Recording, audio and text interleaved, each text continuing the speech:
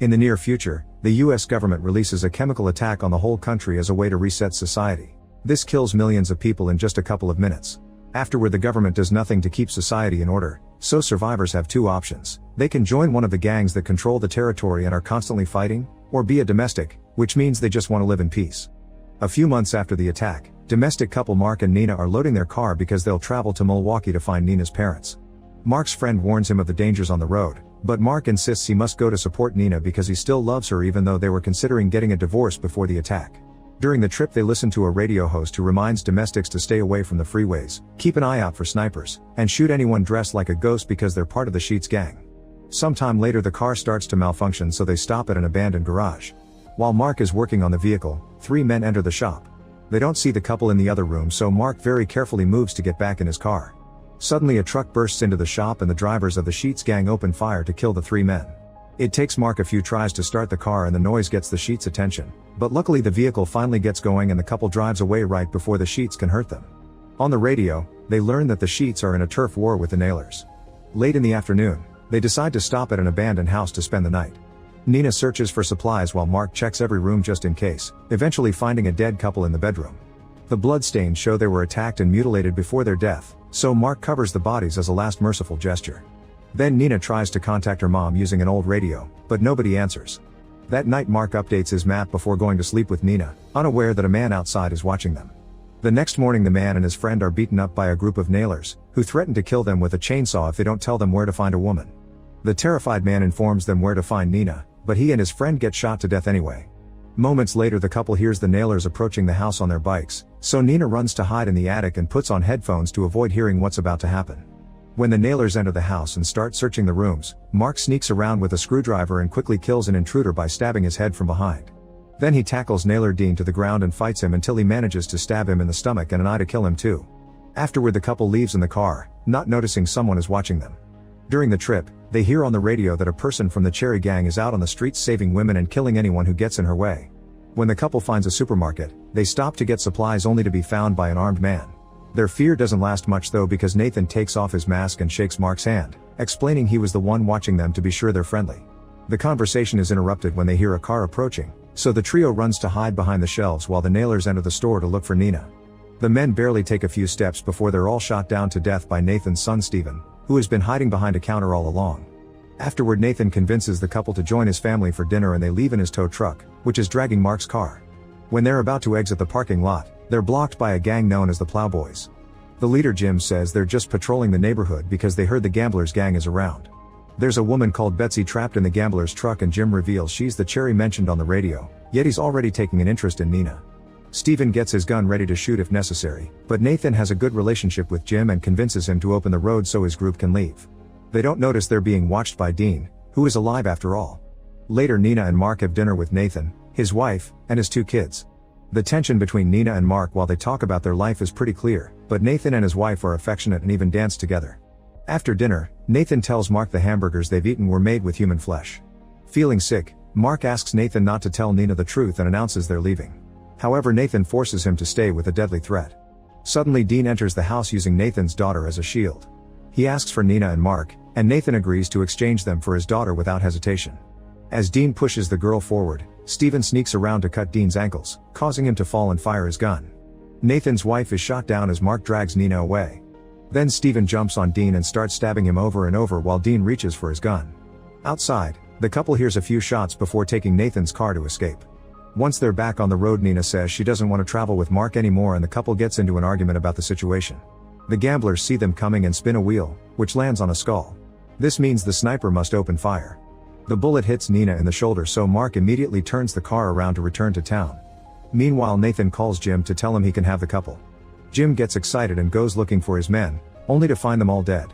Suddenly, Betsy hits him from behind with a pipe to knock him out, then she frees all the women the gang captured. After taking some guns from a table, Betsy leaves in a police car. Moments later, she gets annoyed by the noises coming from Jim in the trunk, so she stops the car and shoots him in the leg. At that moment, she notices something moving in the forest and goes after it, forgetting her keys in the trunk lock. The next morning, Nina wakes up inside a cabin with a bandage on her shoulder. Mark isn't around, but he left a note saying he went looking for food. When Nina tries to leave the building, she finds another note saying the front door is booby-trapped, so she goes out the window instead. She looks around and finds a car in the garage, so she rushes back inside to pack her bag intending to leave alone. At that moment she finds a note telling her to listen to music, and one more note indicating which record has her favorite song. On the final note, Mark apologizes and begs her not to give up on their marriage. Feeling guilty, Nina doesn't leave and instead stays in the cabin to dance to her favorite music while drinking a lot. Betsy watches her dance until Nina takes a break, then Betsy returns to the car and finally kills Jim. In the meantime Mark enters an abandoned house and finds two prisoners with bags on their heads. When he removes them, he's shocked to see Nathan and Stephen. Suddenly a madman called William appears behind him with a gun and makes Mark drop his weapon. William explains he loves ultraviolence and brings out his slave Bill the Big. Bill and Mark must fight to the death, and if Mark refuses to participate, William will shoot Nathan and Stephen. Mark gets ready and kicks Bill in the groin, but his fist gets blocked and Bill punches him with such strength that Mark falls. Then Bill throws Mark around, kicks him in the stomach, and raises him by the neck to choke him. While William enjoys the show, Mark headbutts Bill to make him drop him, but Bill quickly grabs him again and throws him against the furniture. Next Bill tries breaking Mark's neck and Mark bites his arm, so Bill throws him at William. Now Mark can fight William for the gun, and in the struggle the gun is accidentally fired, which kills William. Afterward Mark frees Nathan, Stephen, and even Bill, and they all go separate ways. When Mark arrives at the cabin, he finds Nina sleeping on the couch and takes her to bed. Later Nina wakes up and notices Mark practicing his shooting. She asks him to teach her how to shoot a gun, and while they're busy, Betsy sneaks into the cabin and finds Nina's wedding ring.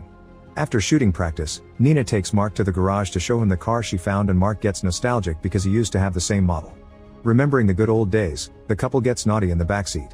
At that moment the gamblers show up because this is their car. They immediately capture the couple and spin a wheel to decide what to do with them. Since it lands on a spade, Nina and Marl get thrown in cages and taken to the gamblers' headquarters in a motel. The place is a complete mess and people are drinking or fighting in every corner. The receptionist takes their names and realizes they're married, so he sends them to the Snake Eyes suite. There, a host starts taking bets while the couple gets a hand tied to the chairs and the other hand painfully drilled into a pair of guns on a table.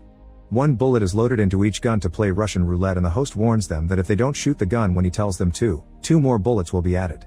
If they survive 6 rounds, they'll be allowed to leave. Mark tells Nina to shoot without hesitation, but Nina negotiates with the host. She wants 3 more bullets in Mark's gun, and in exchange they only have to surround 2 rounds. The host agrees, and after the bullets are loaded, the game begins. The gamblers count down and both guns are fired, but nobody gets hurt. Unfortunately, on the second round Nina's gun shoots the only bullet and it lands in Mark's shoulder. Wanda starts fighting another gambler over the bet money and the host gets distracted by trying to calm them down. Nina keeps on pulling at her bindings until he frees her hand and steals the host's gun from his boot. She shoots the man twice before firing at the table to release their hands. As she helps Mark walk, Nina uses the gun as a threat to keep everyone at bay and shoots the host again when he tries asking for help, finally killing him. Wanda wants revenge, but nobody is armed in that room, so she tells the others to let the couple go for now. As soon as Mark and Nina are out, Wanda and the others run to get their guns. The duo tries to find a working car and is seen by snipers on the roof, but before they can open fire, they're shot down by Betsy first. The couple drives away in a car as Wanda and the other gamblers come out with open fire, but they don't land any shots.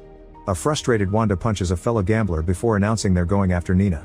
A few hours later, Mark wakes up in Nina's childhood home in Milwaukee. The neighbors tell Nina that her father died of an illness and her mother self-deleted to be with him, which they know thanks to a letter she left behind. After Nina reads the letter, she asks the neighbors how they managed to keep a peaceful life in the suburbs. They explain the gamblers sometimes try to invade, but they've set up a system of car barricades, take turns as snipers on the roofs, and there are explosives hidden in a mailbox connected to some barbed wire. While looking at all the traps, Nina is happy to bump into Phil, an old friend of her family.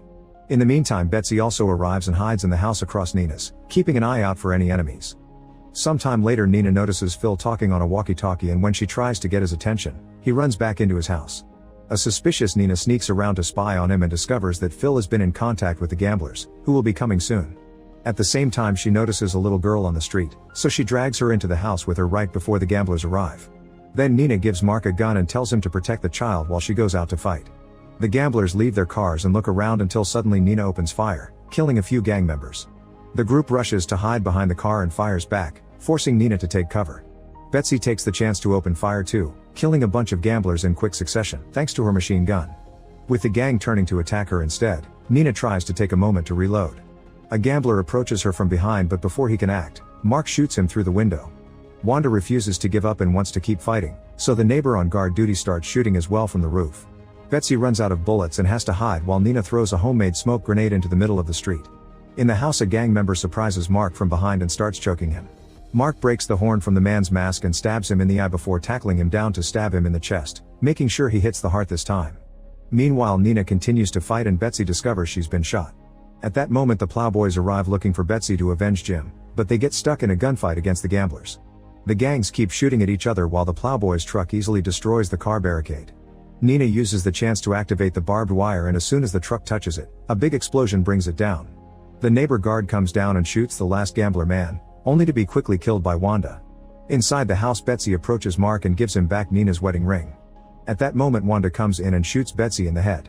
She gets ready to kill Mark too, but Nina shows up and brings her down first. Now that all the gangsters are dead, Nina goes to Phil's house to kill him too, but he's already dead. After confirming Phil has a gang tattoo, she sees her father's favorite gun on the table and takes it back. On her way out, Nina sees the child staring creepily at Phil's house, making her wonder if she did it since there were rumors of a gang formed by children. Afterward, Nina gives Mark her father's gun and in return he puts the wedding ring back on her finger. Once they've recovered from their wounds, the couple goes back to the road to hunt down gang members and protect other domestics.